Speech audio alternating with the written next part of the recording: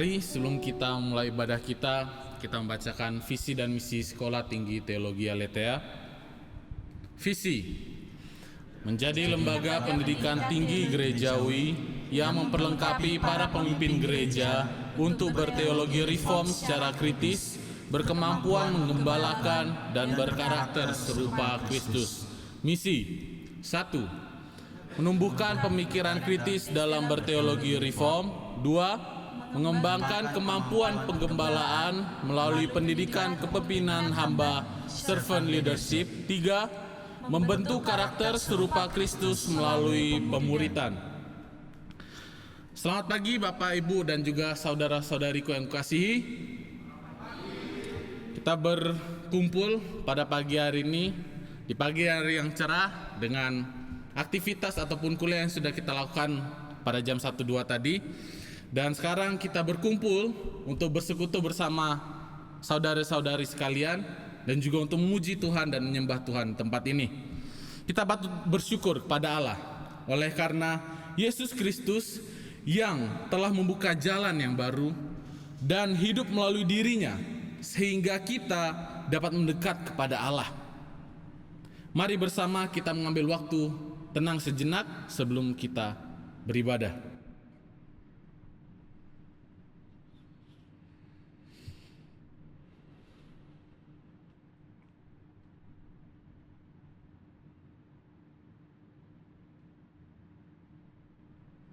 Pertolongan kita adalah dalam nama Tuhan yang menjadikan langit, bumi, dan segala isinya, dan yang tidak pernah meninggalkan hasil perbuatan tangannya. Kasih karunia dan damai sejahtera dari Allah Bapa, Putra, dan Roh Kudus menyertai kamu sekalian. Amin. Sebelum kita menyanyikan satu lagu yang akan meninggikan nama Tuhan, saya bertanya, apakah Tuhan yang pada hari ini kita sembah layak untuk ditinggikan? Tentu saja, amin untuk kata-kata itu. Kita mengucap syukur bahwa Tuhan sendiri yang datang untuk menyelamatkan kita. Dan dengan seluruh keberadaan hidup kita, marilah kita meninggikan dan mengagungkan Allah, karena Ialah layak dipuja dan ditinggikan. Kita nyanyikan Dia diagungkan tinggi.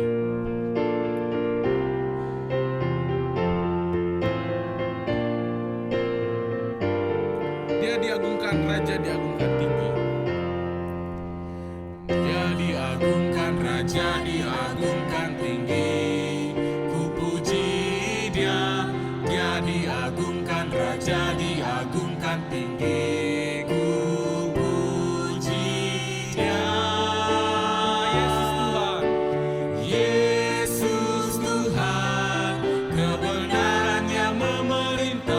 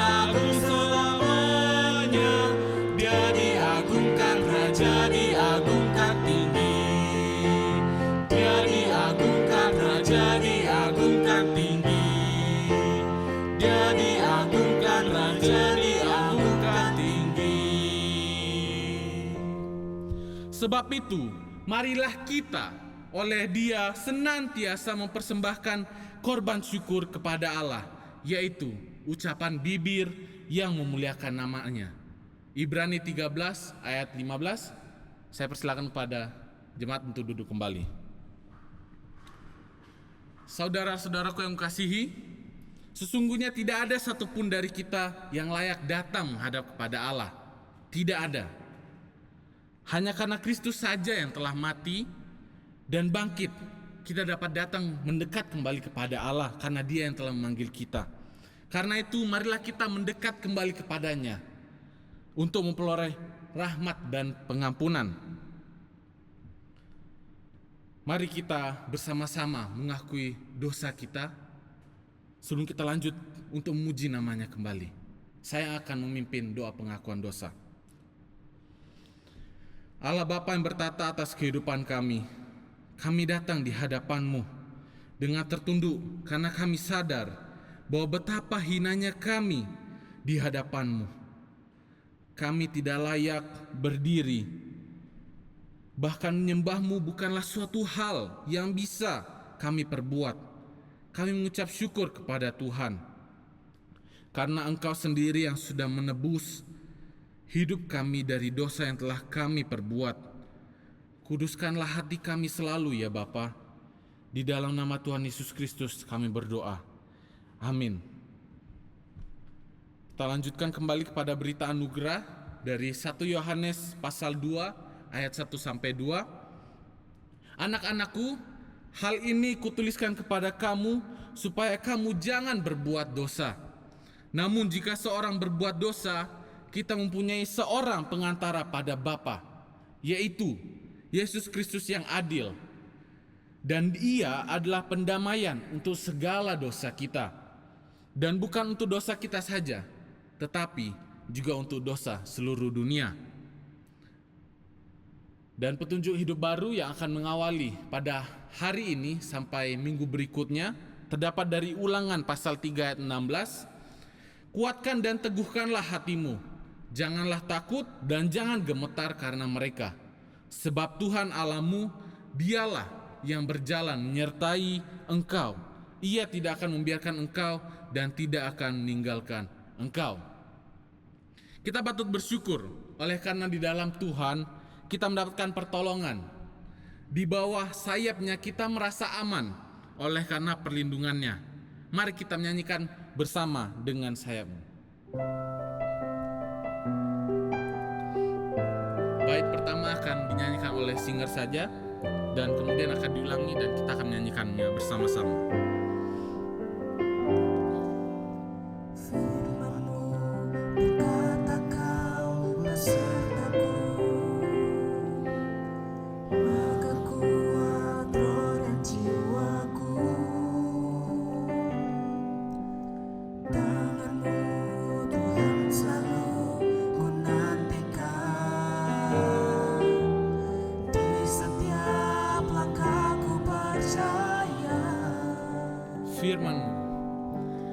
Firman-Mu berkata Kau besertaku, maka kuat roh dan jiwaku. Tangan-Mu Tuhan selalu ku nantikan, di setiap langkahku percaya.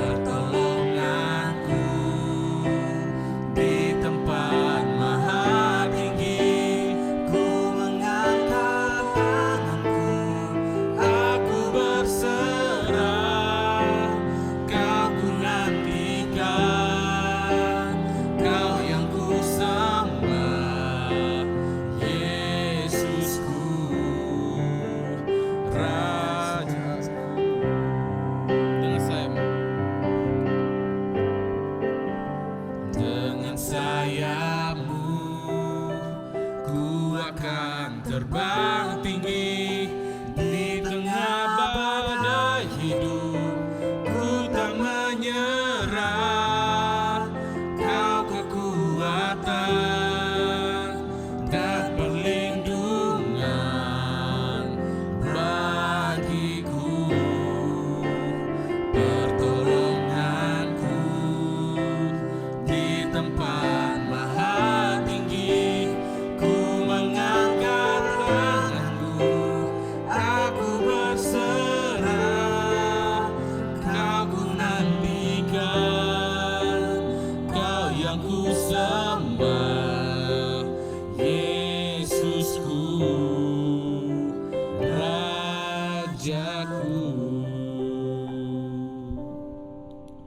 Mari kita bangkit berdiri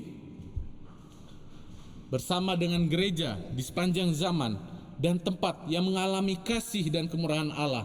Kita ikrarkan pengakuan iman kita. Aku percaya kepada Allah, Bapa yang Maha Kuasa, Khalik langit dan bumi, dan kepada Yesus Kristus, anaknya yang tunggal Tuhan kita, yang dikandung dari Roh Kudus, lahir dari anak darah Maria, yang menderita sengsara di bawah pemerintahan Pontius Pilatus, disalibkan, mati dan dikuburkan, turun ke dalam kerajaan maut. Pada hari yang ketiga, bangkit pula dari antara orang mati, naik ke surga, duduk sebelah kanan Allah, Bapa yang Maha Kuasa. Dan dari sana Ia akan datang untuk menghakimi orang yang hidup dan yang mati. Aku percaya kepada Roh Kudus, gereja yang kudus dan am, persekutuan orang kudus, pengampunan dosa, kebangkitan tubuh dan hidup yang kekal. Dipersilakan duduk kembali. Kita akan berdoa pada doa syafaat. Yang pertama, kita akan berdoa untuk setiap staf lapangan, satpam, ibu dapur, dan sopir yang sedang merayakan Idul Fitri. Kiranya Tuhan memberikan perlindungan dan sukacita kepada mereka. Lalu yang kedua, kita berdoa untuk tim admisi dan promosi yang akan pulang pada hari ini. Kiranya Tuhan memberikan perlindungan serta penyertaan agar mereka dapat kembali tanpa kekurangan apapun. Lalu yang ketiga, kita berdoa untuk setiap dosen yang sedang menjalani studi, yaitu Pak Linus, Pak Gumulia dan juga Pak Bruri, agar Tuhan berikan kekuatan serta semangat dalam menjalani studi. Kita juga berdoa kepada dosen aktif maupun yang tidak aktif yang sedang sakit atau menjalani pemulihan saat ini, yaitu Ibu Feby, Pak Martin dan juga Pak Kor. Kiranya juga Tuhan memberikan kekuatan serta kesehatan dalam setiap perawatan dan juga obat yang dikonsumsi. Lalu yang keempat, kita berdoa kepada setiap mahasiswa dan mahasiswi yang akan menjalani masa ujian akhir semester. Kiranya Tuhan memberikan kekuatan, semangat serta kerajinan dan juga hikmat dalam mempersiapkan ujian yang akan berlangsung. Kita juga tak lupa berdoa untuk sidang skripsi tanggal 28 April nanti, yaitu saudara-saudara kita Wisma, Jason dan Elsa, dan juga sidang kedua tanggal 12 Mei nanti untuk saudara-saudara yang tersisa. Biarlah Tuhan sendiri yang memampukan mereka dalam menghadapi sidang skripsinya. Doa syafaat akan dipimpin oleh kedua singer kita. Mari kita berdoa. Bapa dalam kerajaan surga, kami mengucap syukur ya Tuhan untuk kebaikan-Mu, penyertaan Tuhan mengumpulkan kami di tempat ini untuk beribadah, memenuhi panggilan ibadah-Mu ya Tuhan. Hari ini kami mau berdoa untuk keluarga kami, ada Bapak Satpam, Bapak Sopir dan juga ibu-ibu dapur yang sedang merayakan Idul Fitri. Kiranya di dalam masa-masa mereka berkumpul dengan keluarga, mereka tetap merasakan sukacita dan merasakan perlindungan dari Tuhan. Kami juga mau berdoa untuk teman-teman kami dan dosen-dosen kami yang saat ini sedang di dalam perjalanan pulang menuju kampus. Mereka telah melaksanakan promosi di berbagai tempat. Kiranya Tuhan yang menolong perjalanan mereka sampai ke tempat ini dengan selamat tanpa kekurangan suatu apapun. Terima kasih ya Tuhan, hanya di dalam nama Tuhan Yesus kami berdoa. Kami juga mengingat Tuhan untuk beberapa dosen kami yang sedang melanjutkan studi mereka. Kami rindu berdoa untuk Pak Bruri, Pak Linus maupun juga dengan Pak Gumulia. Tuhan yang kiranya terus memberkati, menolong proses studi mereka supaya boleh selesai dengan baik dan kami semakin diperlengkapi untuk kemuliaan nama Tuhan di Aletheia. Kami serahkan untuk keluarga mereka juga, kiranya Tuhan yang terus menolong. Kami juga ingat Tuhan untuk Bapak Ibu dosen kami yang sementara bergumul dengan sakit penyakit. Kami bersyukur ketika Tuhan masih pimpin mereka, berikan kekuatan penghiburan sampai hari ini. Kiranya tangan kasih-Mu yang terus menopang mereka, baik itu untuk Pak Martin, Pak Kor, dan juga Ibu Feby. Tuhan yang kiranya boleh menolong, memberkati, mencukupkan, dan juga memberikan penghiburan bagi mereka dan keluarga. Kami juga mengingat Tuhan di masa-masa akhir semester, kami akan menghadapi UAS. Tuhan yang kiranya boleh menolong setiap kami sebagai mahasiswa-mahasiswi, supaya kami boleh rajin untuk mengerjakan tugas-tugas yang masih tersisa, dan juga kami boleh mengerjakan setiap ujian yang ada dengan baik. Tuhan, kami juga rindu menyerahkan untuk setiap dosen-dosen yang menguji kami. Kiranya Tuhan juga berikan kekuatan, kesehatan, supaya mereka juga boleh terus diberkati Tuhan. Kami juga ingat Tuhan untuk beberapa rekan kami yang akan menghadapi ujian skripsi tanggal 28 April ini. Kami berdoa untuk saudara Jason, Wisma dan juga Elsa. Tuhan yang kiranya boleh menolong berkati mereka bertiga dalam persiapan supaya apa yang telah mereka tulis boleh dipertanggungjawabkan dengan baik. Kami juga berdoa Tuhan untuk setiap rekan-rekan 3 dan 4 yang akan menghadapi ujian skripsi tanggal 12 Mei nanti. Tuhan yang kiranya boleh menolong supaya boleh diselesaikan dengan baik dan kiranya boleh dipertanggungjawabkan dengan baik juga. Ini doa dan sembahyang kami Tuhan, di dalam nama Tuhan Yesus kami berdoa pada Bapa di surga. Amin. Amin. Saya serahkan kepada pengkhotbah Evangelis Hali. Waktu dan tempat dipersilahkan.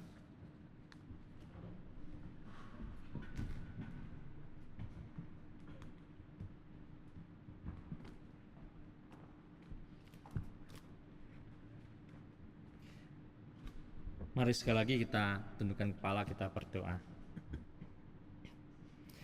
Tuhan Bapa di surga, kami datang padamu Tuhan, kami serahkan sebentar untuk pemberitaan firman Tuhan.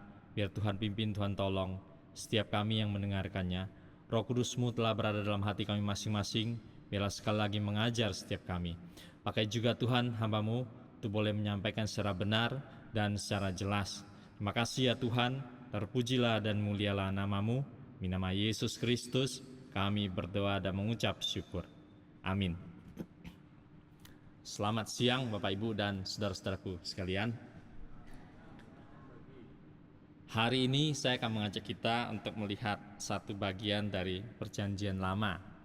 Mari kita buka bersama-sama dari Mazmur pasal 90. Mazmur pasal 90. Dalam struktur Mazmur ini adalah bagian yang keempat, yaitu dari pasal 90 sampai dengan 106. Kita akan melihat yang bagian pertama dari bagian keempat ini.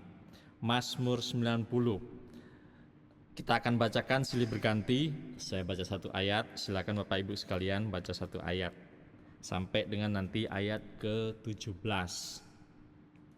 Mazmur pasal 90. Tuhan tempat perlindungan yang kekal. Doa Musa, abdi Allah. Tuhan, Engkaulah tempat perteduhan kami turun-temurun.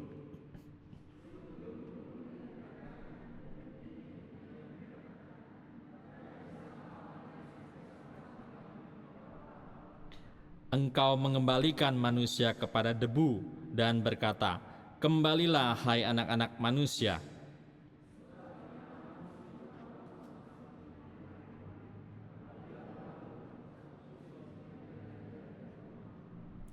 Engkau menghanyutkan manusia, mereka seperti mimpi, seperti rumput yang bertumbuh.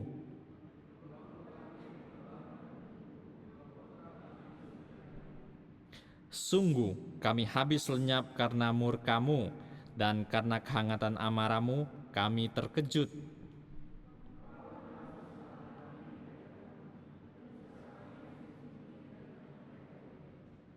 Sungguh segala hari kami berlalu karena gemas-Mu. Kami menghabiskan tahun-tahun kami seperti keluh.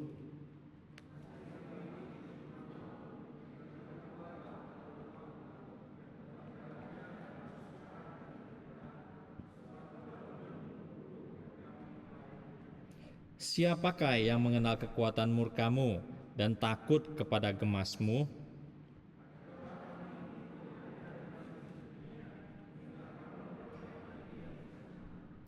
Kembalilah ya Tuhan, berapa lama lagi, dan sayangilah hamba-hamba-Mu.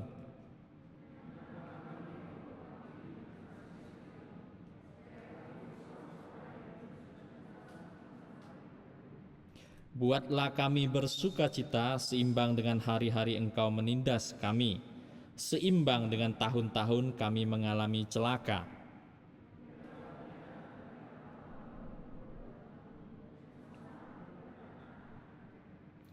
Kiranya kemurahan Tuhan Allah kami atas kami, dan teguhkanlah perbuatan tangan kami. Ya, perbuatan tangan kami, teguhkanlah itu.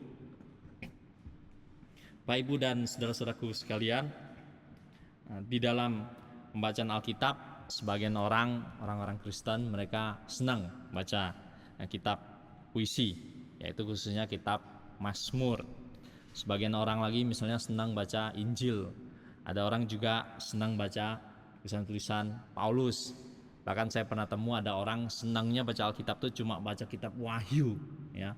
Karena katanya seru, terus banyak dengan ramal, dan dia sendiri suka ramal, jadi senangnya kitab Wahyu saja.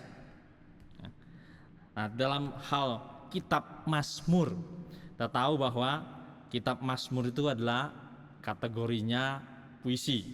Jadi kitab Mazmur ini atau kitab-kitab yang bercorak puisi kadang-kadang mudah-mudah susah untuk mengartikannya. Dia di satu pihak seringkali juga seperti encer begitu. Karena encer kita tidak tahu titik beratnya itu di mana. Ya.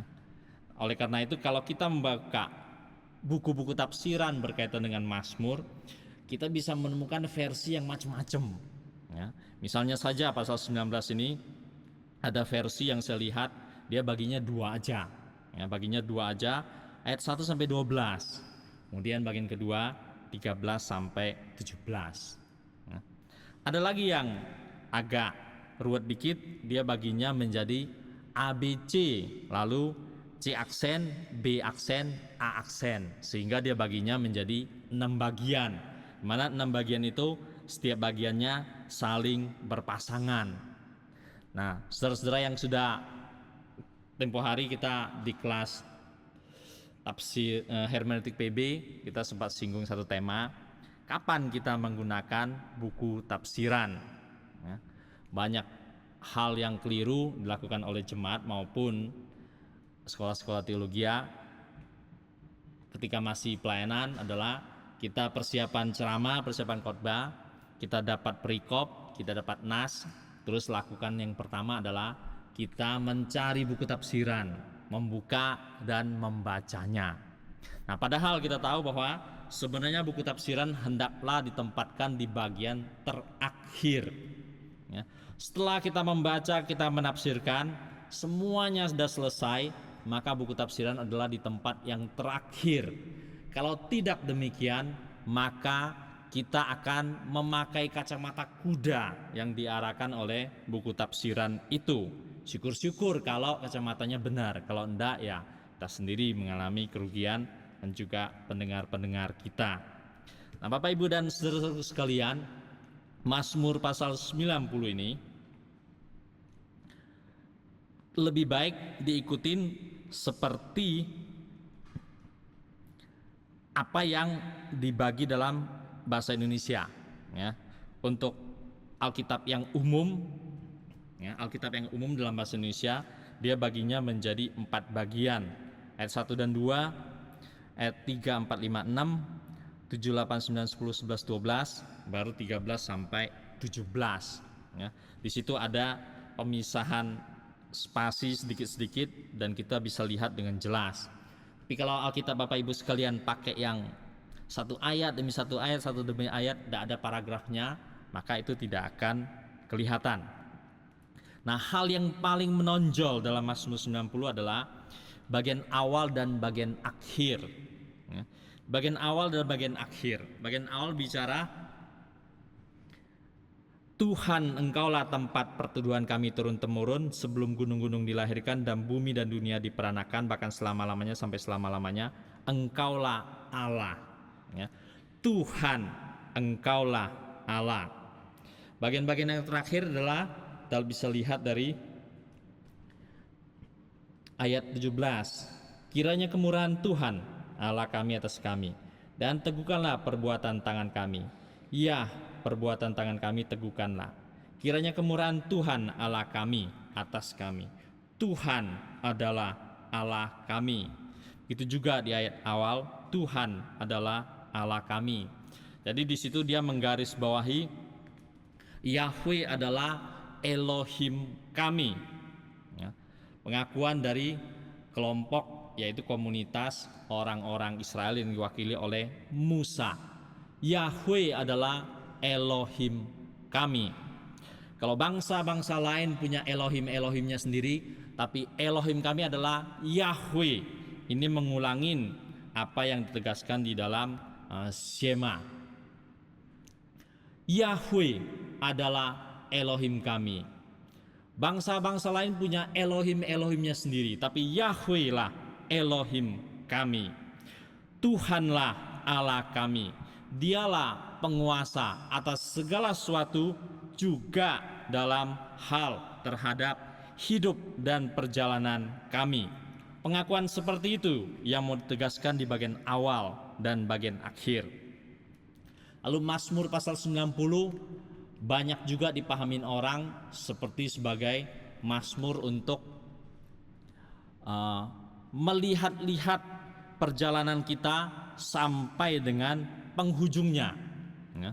Tidak ada dia pakai satu kata yang menegaskan hal itu, tapi orang selalu akan memahami mazmur mengarah kepada satu kata itu. Itu sudah dimulai dari ayat 3. Engkau mengembalikan manusia kepada debu dan berkata, kembalilah hai anak-anak manusia. Mengembalikan manusia kepada debu, ya. Semua orang baca ini tahu, ya, tapi dia tidak pernah memunculkan kata yang dia tuju itu. Sebab di matamu 1000 tahun sama seperti hari kemarin apabila berlalu, atau seperti suatu giliran jaga di waktu malam. 1000 tahun bisa seperti satu hari saja di mata Tuhan. Kemudian bagian ini dikembangkan di dalam Perjanjian Baru dalam Petrus, soal orang-orang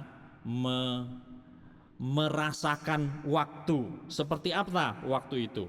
Waktu itu bisa seperti molor saja, atau waktu itu bisa seperti ketat saja, atau bahkan seperti pendek saja. Engkau menghanyutkan manusia, mereka seperti mimpi, seperti rumput yang tumbuh. Di waktu pagi berkembang dan bertumbuh, waktu petang lisut dan layu. Dia mengarahkan membaca kepada satu hal, tapi satu hal itu tidak pernah muncul di dalam ayat-ayat atau kalimat-kalimat atau kata-kata di dalam Mazmur ini. Dan setiap kali orang membaca, mata orang selalu diarahkan ke sana. Apa kata itu? Kata itu adalah kematian. Kematian. Dia tidak pernah memunculkan kata itu di dalam ayat-ayat ini. Tapi jelas sekali arah pembicaraannya kepada kata tersebut, kematian. Begitu juga nanti ayat-ayat di bagian yang ketiga, yaitu 7 sampai dengan 12. Di situ orang paling sering akan mengambil, bahkan menghafalkannya. Masa hidup kami 70 tahun, jika kami kuat 80 tahun. Dan sukanya ialah kesengsaraan dan berlalu dengan buru-buru, dan kami melayang lenyap. Lalu disambung kata-kata itu menjadi lebih kuat lagi, artinya dengan dipadukan pada ayat 12. Ajar kami menghitung-hitung hari-hari kami, sehingga kami beroleh hati yang bijaksana. Bagian 2, bagian 3 ini jelas mengarahkan perhatian kita pada titik penghujung dari hidup manusia, dan digambarkan dengan berbagai-bagai kalimat, tapi tidak pernah memunculkan kata mati atau kata kematian. Nah, bagian inilah yang orang sering sekali menguraikannya. Manusia digambarkan seperti rumput. Pagi hidup, sorenya layu. 1000 tahun bisa seperti satu hari, bahkan seperti giliran jaga. Kekuatan manusia sampai umur 70 atau bahkan 80. Dan penulis kitab ini kita tahu Musa, dia hidup sampai dengan 120. Dan kemungkinan besar bagian ini ditulis ketika di bagian hidupnya yang ketiga, ya, di periode hidupnya yang ketiga, yaitu bagian belakangan.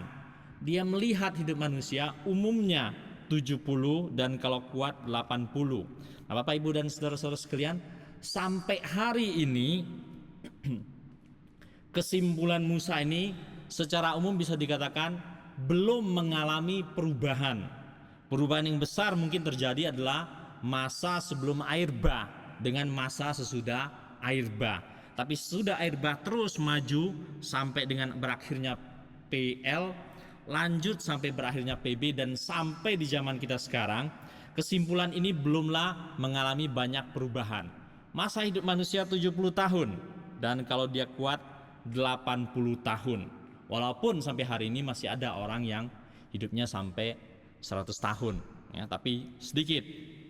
Bapak, Ibu, dan saudara-saudara sekalian, kalau kita lihat-lihat di dalam dunia makhluk hidup, hewan yang hidupnya paling lama, apa hewan yang hidupnya paling lama?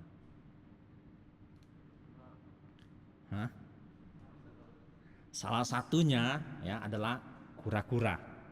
Ya, kura-kura itu bisa sampai 100 tahun, ya. Ada yang bisa sampai 150 ke atas, bahkan 200 tahun. Tapi masih ada hewan-hewan lain kalau Bapak Ibu pelajarin yang lebih dari kura-kura. Hidupnya bisa rata-rata 200 tahun, rata-rata 300, rata-rata 400. Tapi kebanyakan hewan itu kalau Bapak Ibu pelajarin kita tidak kenal, ya. Sebagian besar heran sekali, ya, saya pelajarin hewan-hewan yang umurnya tua-tua itu banyakkan hewan-hewan di dalam laut, ya, di dalam laut. Dalam arti tertentu kura-kura itu ya dari air ke darat, ya, dari air ke darat. Umurnya panjang. Satu lagi saya ingin coba mengajukan pertanyaan pada Bapak Ibu sekalian, apakah kita pernah mikirkan dunia makhluk hidup? Apa yang umurnya paling pendek? Apa yang umurnya paling pendek?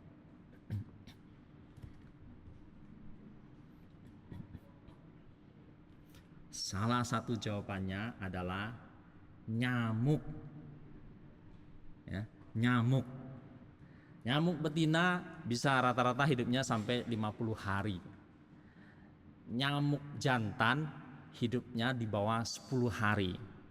Dan jangan kita salah kaprah, selama ini kita suka nyala-nyalain nyamuk. Hanya nyamuk betina yang perlu menggigit hewan-hewan termasuk manusia, karena dia memerlukan protein dalam darah dalam siklus perkembangbiakannya, ya. Bapak, Ibu, dan saudara-saudaraku sekalian, seandainya nyamuk hidup 50 tahun atau 100 tahun, apakah yang akan terjadi pada dunia manusia? Nyamuk menjadi begitu banyak dan lama hidupnya dan lama matinya, ya. Sengsara hidup kita, kemungkinan besar akan begitu, ya. Atau penemuan obat-obatan pestisida akan menjadi semakin gilang gemilang untuk mengatasi problem nyamuk. Tapi bersyukur kita, kura-kura yang hidupnya panjang, ya. Kita lihat kura-kura, jalannya santai, pelan, terus jalan. Ternyata hidupnya bisa panjang, ya. Bersyukur kita melihat kura-kura bisa hidupnya panjang. Dan bersyukur pula kita nyamuk hidupnya pendek, ya. Dia menyelesaikan hidupnya yang pendek itu, ya, dan mengalami kematian. Kura-kura menyelesaikan hidupnya yang panjang itu dan dia mengalami kematian. Kita bersyukur untuk kura-kura, kita juga bersyukur untuk nyamuk yang Tuhan sudah atur perjalanan hidup mereka masing-masing. Dari pembicaraan tentang kematian, lalu kemudian pemazmur membawa kita sampai pada bagian yang keempat, kepada kehidupan, ya, kepada kehidupan, ya, 13 sampai dengan 17. Sebelum kita masuk pada kehidupan, saya hendak membagikan satu puisi. Ya, silakan ditampilkan. Ya. Saya bacakan sedikit puisi ini. Tunggu ditunggu, tidak pulang. Esok lihat pikiran rakyat. Pantau mayat di Hasan Sadikin, jenazah pasti rekan Hardi. Ketemu di Malang, mampir ke rumah, bersama naik motor ke Blitar. Setahun tinggalkan kota Malang, kabar Sumaji tewas di jalan. Hidup bersama arena asrama, pergi pelayanan kota Semarang. beristri beranak makan lumpia ke Semarang ya. Rekan Hotman sakit meninggal. Bina Bakti pindah Magelang 20 tahun berlalu. Tiada kabar, tiada bertemu. Sobat Simpe diterpa wabah. Satu persatu menunggu giliran, masuk antrian hidup mati. Kini kelak tetap berangkat, siapa dulu, siapa nanti. Selamat jalan 4 teman. Kalian berangkat mendahului kami. Suatu hari kami menyusul, bersua kembali di seberang sana. Kalau puisi ini, Bapak Ibu dan saudara-saudara, tidak perlu pusing-pusing eksegesis, buku tafsiran dan penafsiran ya. Karena puisi ini saya bisa menjelaskan secara gamblang dan secara tepat sekali ya. Nah, puisi ini saya sendiri yang tulis ya. Berbeda dengan Mazmur, kita tidak pernah berjumpa dengan penulisnya. Jadi Bapak Ibu dan saudara sekalian, di sini ada 4 nama. Ada 4 nama orang ya. Betul-betul nama aslinya, cuma pakai satu kata saja ya, supaya juga menjaga privasi mereka. Tapi tiap-tiap bagian itu digambarkan dan saya bisa jelaskan dengan setepat-tepatnya ya. Jadi gambaran pertama pada seorang namanya Hardi. Nah, orang ini ketika di Bandung kuliah, adik kelas waktu itu dia. Waktu weekend kemana-mana ya, dia weekend biasanya pergi katanya, Jumat sore pergi, nanti Minggu sore pulang. Nah, satu hari orang namanya Hardi tidak pulang-pulang ya. Teman kamarnya bingung tidak pulang-pulang. Anak ini diam orangnya, tapi tidak pernah macam-macam. Artinya dia pergi ya jam pulang ya jam pulang, jam pergi ya pergi, jam pulang ya jam pulang.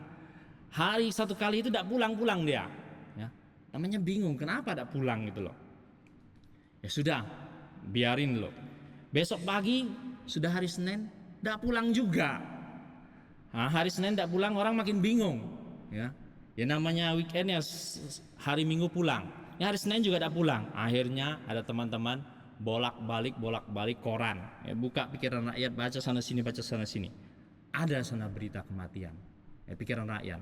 Iseng-iseng ya, lihat Pikiran Rakyat. Terus iseng-iseng pergi ke Hasan Sadikin ya, ini RSUD Hasan Sadikin. Dari berita Pikiran Rakyat pergi ke Hasan Sadikin, terus di sana numpang lihat betul jenazahnya orang namanya Hardi. Terus yang kedua ini saya gambarkan, saya sendiri waktu kuliah ke Malang itu temu dengan dia tahun 2000. Diajak oleh dia main ke rumahnya. Anaknya masih kecil waktu itu, paling di bawah 5 tahun. Terus diajak naik motor pergi Blitar. Ya, dia jadi bapak asrama di sebuah sekolah teologi di Blitar itu. Nginap sana 2-3 hari terus pulang. Ya, udah pulang, saya tamat dari Malang, saya pergi pelayanan. 1 tahun kemudian dengar kabar, ya, meninggal dia. Lebih tepatnya tewas, ya, tewas di jalan. 1 minggu bolak-balik Malang Blitar. Malang Blitar tuh jalannya gitu-gitu, ya, elok-elok. Apalagi naik motor. Orang ketiga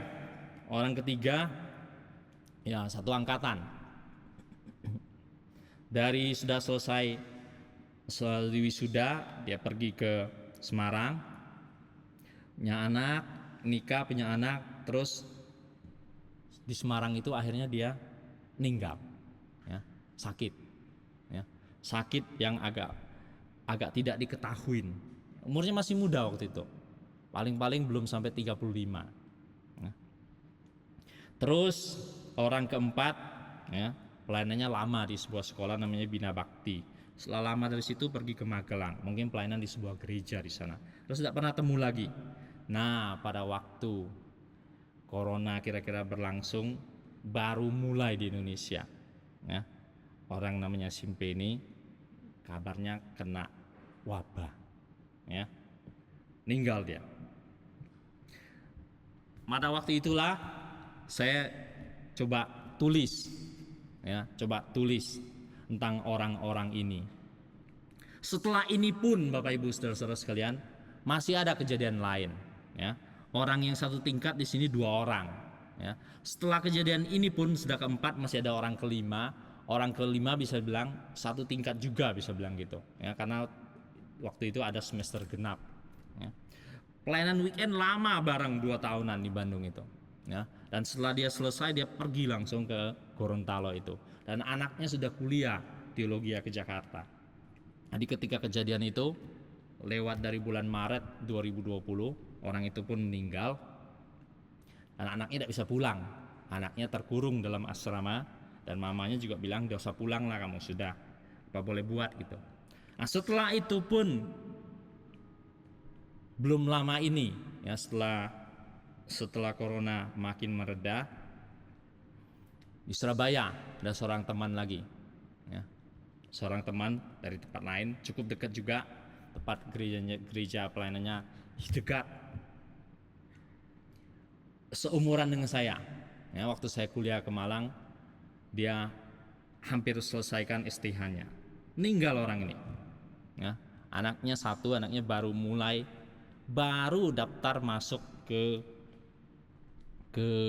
universitas, ya, di Surabaya, meninggal orang ini, ya. Terus kabarnya sekarang mereka istri dan anak masih di Surabaya. Tunggu sampai anaknya kuliah selesai, setelah itu mungkin mereka akan kembali ke kampung halamannya. Nah, orang-orang ini Bapak Ibu sekalian, satu persatu mereka sudah berangkat, ya.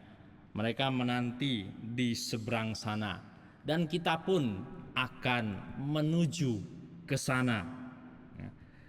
Hanya soal giliran, saudara dapat antri duluan atau dapat antri belakangan, semuanya sedang masuk dalam antrian.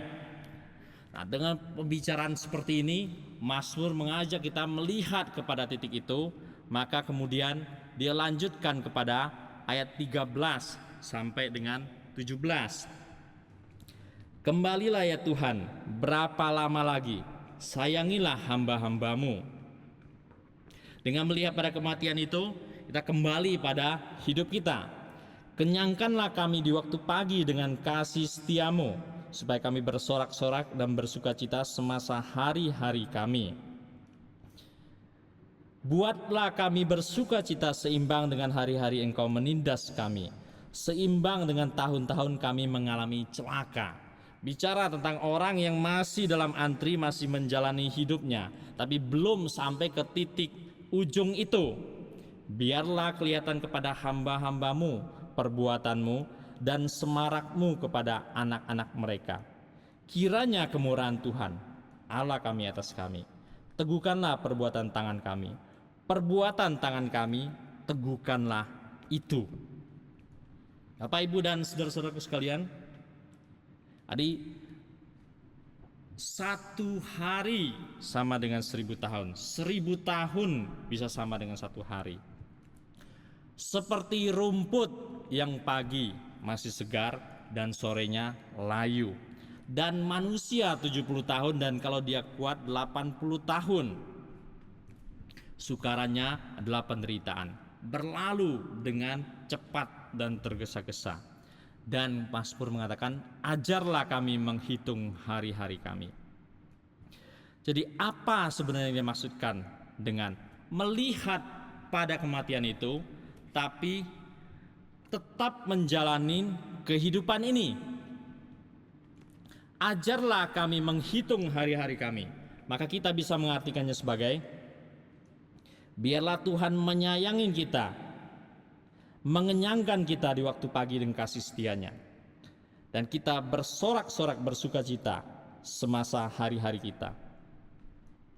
Dan kita bersukacita seimbang dengan hari-hari kita mengalami kesengsaraan, atau tahun-tahun kita mengalami celaka. Dengan itu kita menjalani hidup kita masing-masing. Dengan itu kita mengisi hidup kita masing-masing, dan dengan itu caranya kita menghitung hari-hari kita. Dan biarlah kelihatan kepada hamba-hambamu perbuatanmu dan semarakmu kepada anak-anak mereka.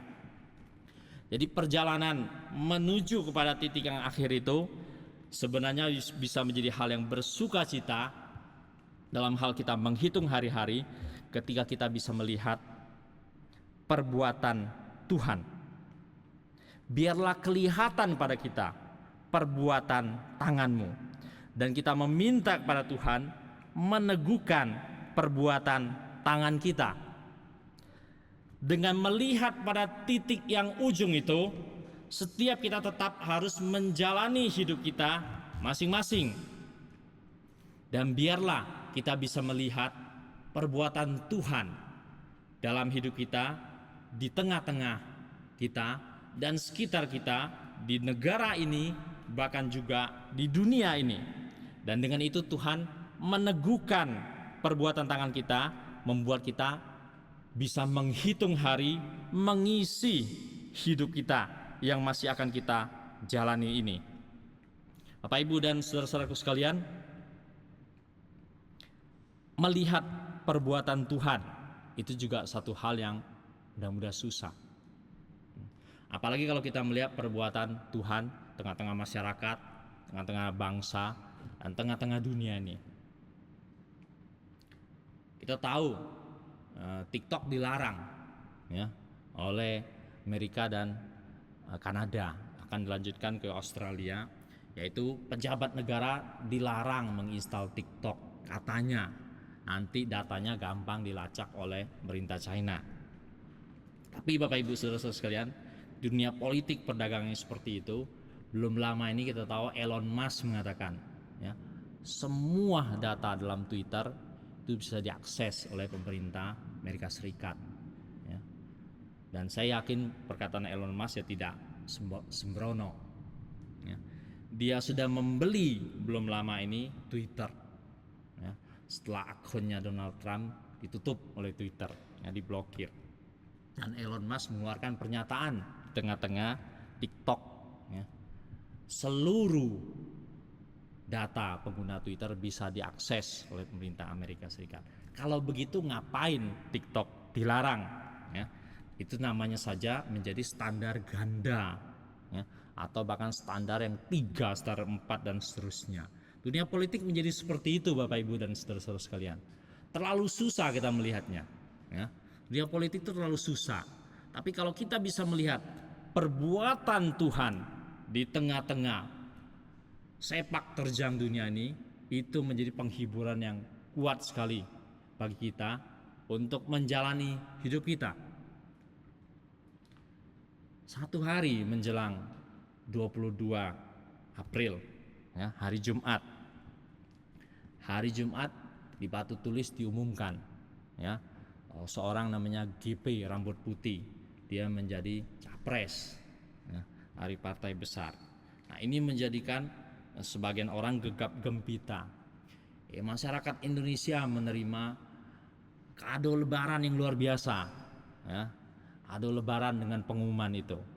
Bapak Ibu dan saudara-saudara sekalian, tidak tahu kita nantinya berapa pasang capres ya, 2 pasang kah seperti sekarang, atau bisa muncul 3 pasang dan seterusnya. Terus nanti kita akan menjalani pemilu ini berapa periode ya, 1 kah atau 2 ya. Harap-harap kita tidak berlama-lama ya, 1 periode cukup gitu loh. Tapi Bapak Ibu dan saudara-saudara sekalian, mengamatin dunia politik di negara kita sendiri pun tidak mudah ya. Tapi kalau kita bisa melihat perbuatan Tuhan di tengah-tengah semuanya itu menjadi satu penghiburan yang kuat sekali bagi kita untuk menjalani hari-hari kita. Ajarlah kami menghitung hari-hari kami.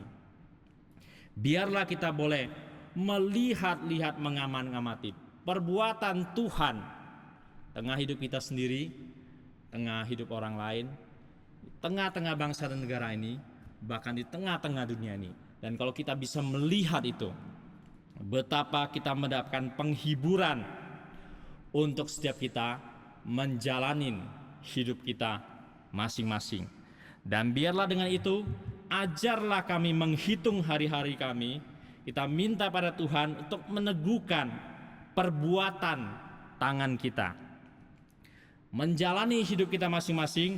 Kita mengisinya dengan perbuatan ini dan itu. Biarlah perbuatan kita diteguhkan oleh Tuhan.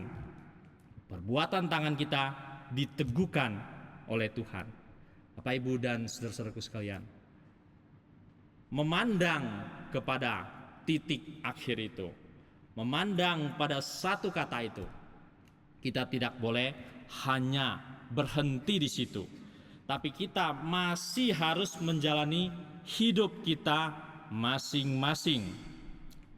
Ada orang yang tidak kuat menjalani hidupnya, maka dia cepat-cepat berusaha untuk mengakhirinya, yaitu dengan cara bunuh diri. Ya, dia tidak lagi berani menghadapi hidup dan dia minta cepat-cepat berakhir hidupnya dan memilih cara bunuh diri. Tapi pemazmur mengajak kita untuk melihat titik akhir itu dan melanjutkan perjalanan hidup kita. Melihat-lihat, menyelidiki perbuatan Tuhan di tengah-tengah dunia ini. Dan kita meminta biarlah Tuhan meneguhkan perbuatan kita masing-masing. Dengan itulah kita menghitung hari-hari kita. Kita menjalani hidup kita dengan mata yang tertuju sampai pada titik yang terakhir.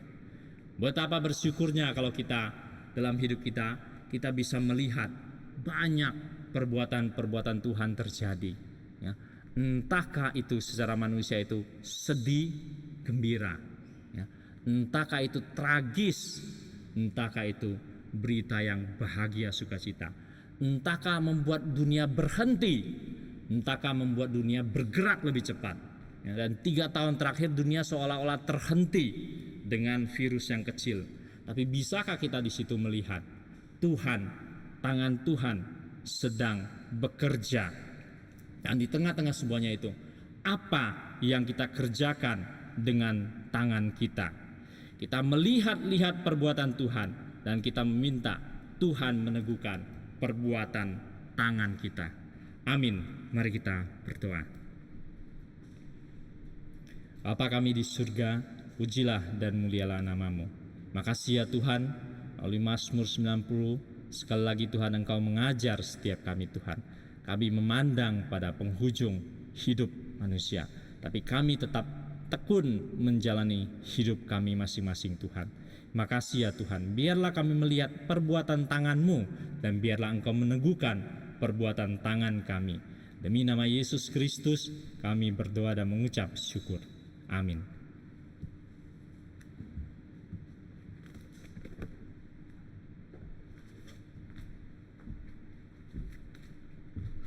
Ya, terima kasih kepada Evangelis Hali telah memberitakan firman Tuhan kepada kita pada pagi hari ini. Ya, saya rasa firman yang telah diberitakan kepada kita sudah jelas ya, mengingatkan agar kita dapat menghitung hari dan juga dapat mengucap syukur. Walaupun setiap kali juga saya renungkan, mengucap syukur itu seringkali saat kita dalam posisi teratas kita pasti lupa, dan juga saat kita posisi terbawah kita pasti semakin mengucap syukur ataupun semakin susah. Namun biarlah firman Tuhan yang terus kita renungkan pada pagi hari ini mengingatkan kita bahwa mengucap syukur adalah salah satu hal yang harus kita lakukan di dalam pelayanan kita bersama Tuhan. Sebagai respon syukur atas kasih dan kemurahan-Nya, marilah kita mempersembahkan persembahan syukur kita kepada Tuhan dengan kita menyanyikan Sekarang Bersyukur, Kidung Jemaat 287A. Sekarang bersyukur. Kita akan menyanyikan bait 1 dan kedua.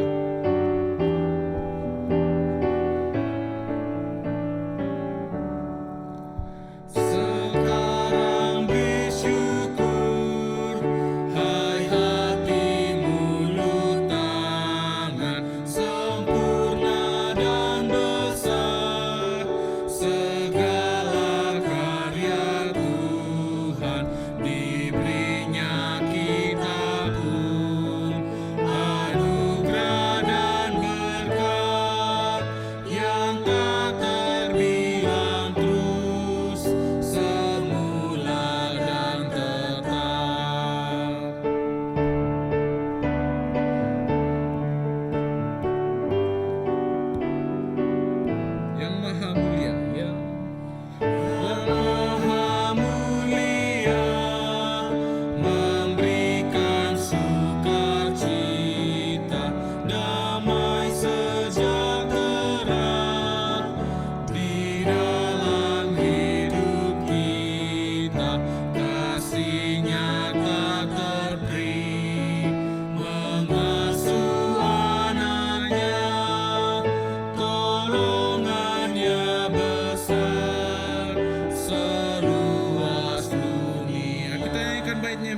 sekali lagi.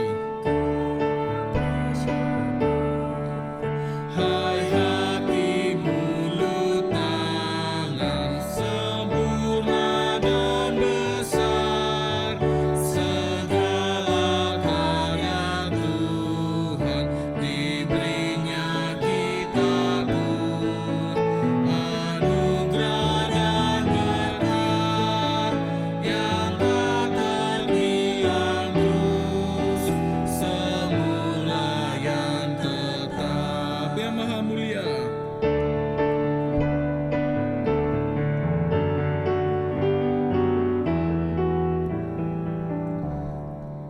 Yang Maha Mulia, memberikan sukacita, damai sejahtera di dalam hidup kita, kasih-Nya tak terperi, mengasuh anaknya, tolongannya besar, seluas dunia. Mari kita berdoa untuk berdoa persembahan kita. Tuhan Yesus, pada pagi hari ini kami ucap syukur, kami berikan segala apa yang ada daripada kami berikannya kepadamu. Kiranya Tuhan juga memberikan hikmat kepada orang yang akan mengatur uang persembahan kami ini, dan biarlah ini juga membangun kerajaan-Mu tempat ini. Terima kasih Tuhan Yesus, kami berdoa dan mengucap syukur. Haleluya, amin. Saudara-saudari, ingatlah firman Tuhan yang telah kita dengar, dan bawalah itu di dalam kehidupan kita, supaya kemuliaan Allah terpancar melalui kehidupan kita. Saya persilakan untuk saudara-saudara bangkit berdiri. Doksologi dan berkat Tuhan akan disampaikan oleh Pendeta Andri Ligawan. Doksologi.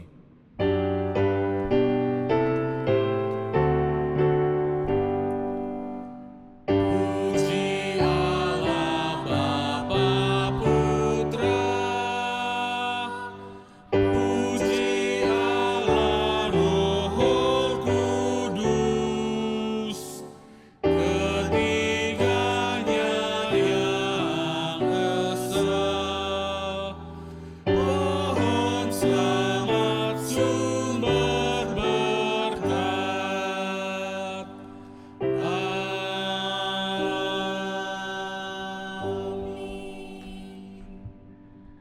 Saudara-saudari yang saya kasih dalam Tuhan, arahkanlah hatimu kepada Tuhan dan terimalah berkat Tuhan.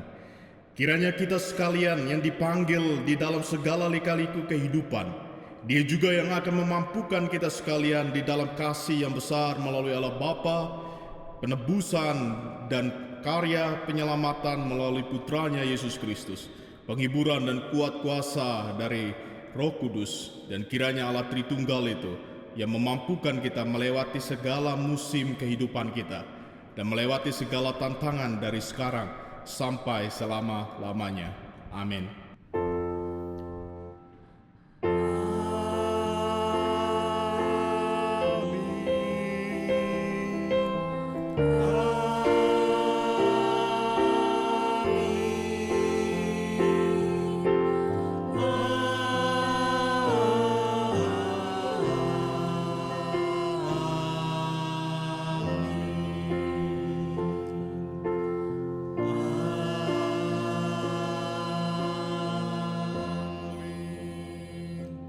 Silakan duduk, Tuhan Yesus memberkati.